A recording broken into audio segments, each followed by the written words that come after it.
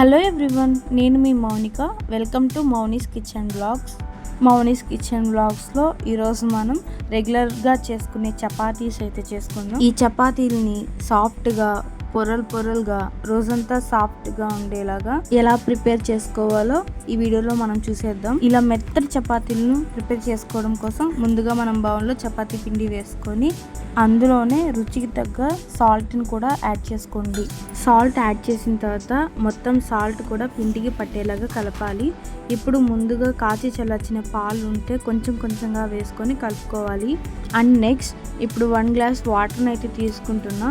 కొంచెం వాటర్ పోసుకొని అయితే కలుపుకోవాలి. మొత్తం వాటర్ పోసుకొని కలుపుకుంటే దోశ పిండి లాగా అయిపోతుందండి, జాగ్రత్త. అందుకని వాటర్ని కొంచెంగా పోసుకొని కలుపుకోవాలి. మనం పిండి ఎంత క్వాంటిటీ తీసుకుంటున్నామో దానికి సగం క్వాంటిటీ వాటర్ అయితే తీసుకోవాలి.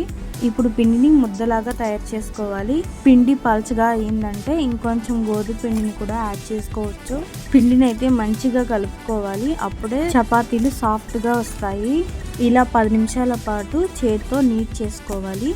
పిండి ఇక్కడ వీడియోలో చూపిస్తున్నట్టుగా బాగా పల్చగా కాకుండా మరీ ముద్దలా కాకుండా ఇలా కన్సిస్టెన్సీ అయితే రావాలి. రెడీ చేసుకున్న ఈ పిండిని మూత పెట్టి రెస్ట్ చేయాలి. పిండి నానేలోపు కుర్మాని అయితే రెడీ చేసుకుందాం. అందుకోసం బంగాళదుంపని కోసి ఉడకపెట్టుకోవాలి. ఉల్లిపాయ టమాటాలను కూడా కోసి పక్కన పెట్టుకోవాలి. ఉడికిన బంగాళదుంపల్ని ఇలా పొట్టు తీసి ప్లేట్లో పెట్టుకొని మ్యాష్ చేసుకోవాలి. ఇప్పుడు స్టవ్ ఆన్ చేసి స్టవ్ మీద కడాయి పెట్టి ఆయిల్ పోసుకొని బిర్యానీ ఆకు, చెక్క, లవంగం వేసుకోవాలి.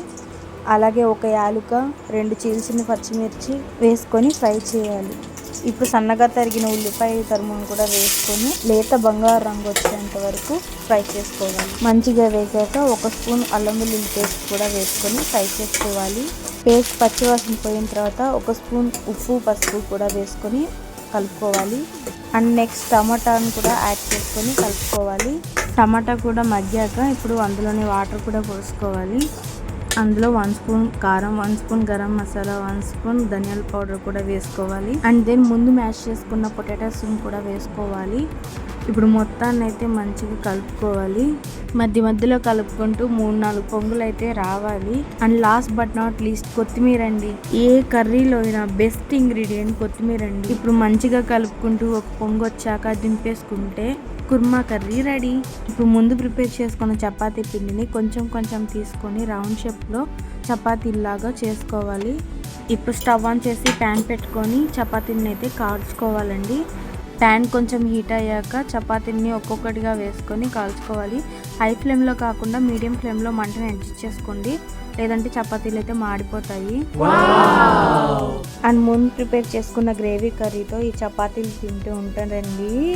ఇలా ఒకసారి ట్రై చేయండి, మొత్తం చపాతీని అయితే తినేస్తారు. ట్రై చేసి ఎలా వచ్చిందో కామెంట్ చేయడం మర్చిపోకండి. ఫ్రెండ్స్ అండ్ ఫ్యామిలీకి షేర్ చేయండి. అండ్ ప్లీజ్ అండి మన ఛానల్ ని సబ్స్క్రైబ్ చేసుకొని చూడండి. నెక్స్ట్ ఏ టైప్ ఆఫ్ రెసిపీస్ కావాలో కామెంట్ చేయండి. మంచి వీడియోస్ తో మీ ముందుకు వచ్చేస్తాను.